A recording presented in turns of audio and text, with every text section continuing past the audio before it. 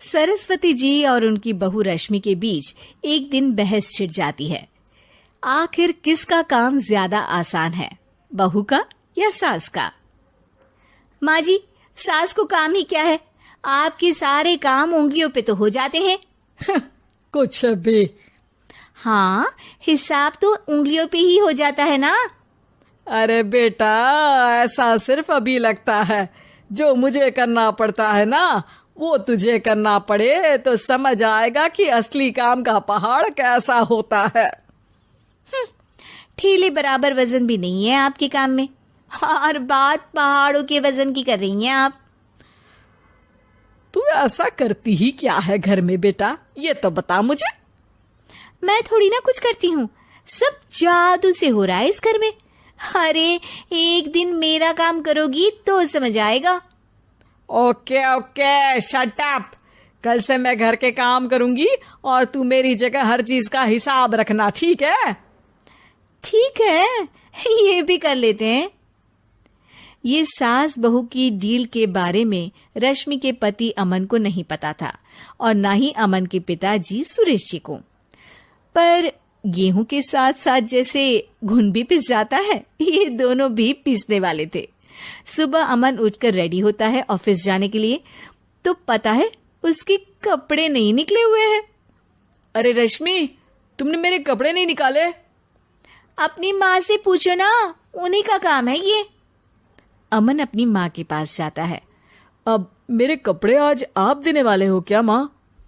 हाँ, देना तो मुझे ही चाहिए, पर तेरी बहू ने कपड़े धोने ही नहीं डाले, तो कोई भी धुला हुआ कपड़ा नहीं है बेटा।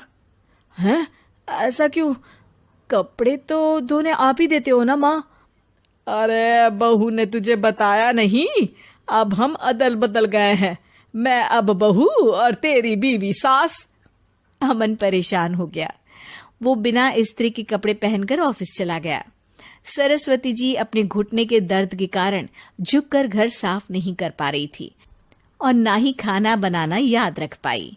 उधर रश्मि पहले ही दिन घर की चाबी घुमा चुकी थी और 300 रुपए का हिसाब अलग नहीं मिल रहा था।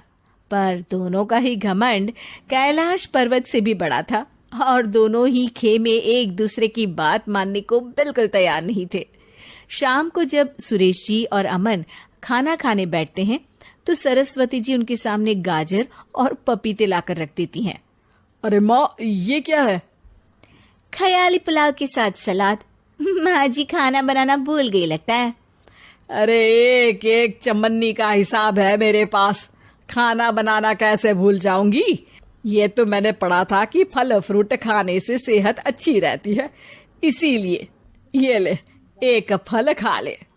रात को सुरेश जी और अमन अपनी मीटिंग बिठाते हैं अकेले में। बाबूजी, इनकी लड़ाई के कारण ना हमें ठीक से खाना मिल रहा है, उल्टा घर के सारे काम रुक गए हैं। हाँ बेटा, 2 भैंसों की लड़ाई में बेचारे खेत के पौधों का भी नुकसान हो रहा है। पर पापा, क्या बताऊं आपको, मैंने माँ को इस महीने की 2 तारीख को बिजली के बिल के पैसे दिए थे।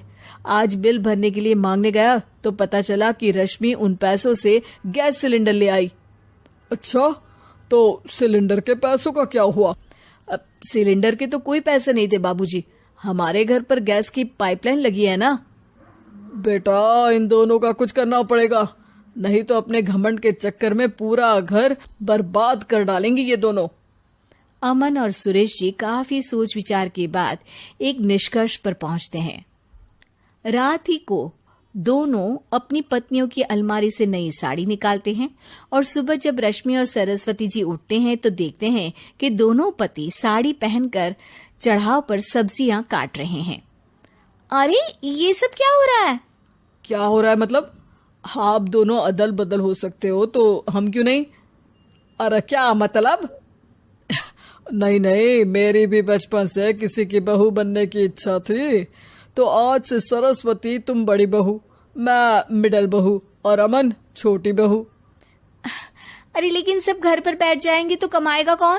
ये घर कैसे चलेगा? अब वो तो भैया या बाकी लोग जाने, अब हमने भी अदल बदल कर ही लिया है तो कुछ नहीं हो सकता। रश्मि और सरस्वती जी को समझ में आ जाता है कि उन दोनों की आपस की डील की वजह से इन दोनों को बहुत तकलीफ हो रही है और उनके ईगो ने दूसरों को कितनी यातनाएं दी है। अब असल में माँ जी आप सही थी, सास बनना बहुत मुश्किल है। अरे हाँ बेटा, और तू भी, मुझसे तो नहीं हो पाया सब घर के काम, वापस बदल ले क्या?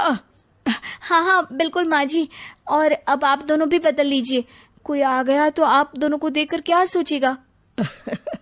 अच्छा है, आप दोनों के समझ में ये बात तो आई, मैं फटाक से कपड़े बदल लेता हूँ।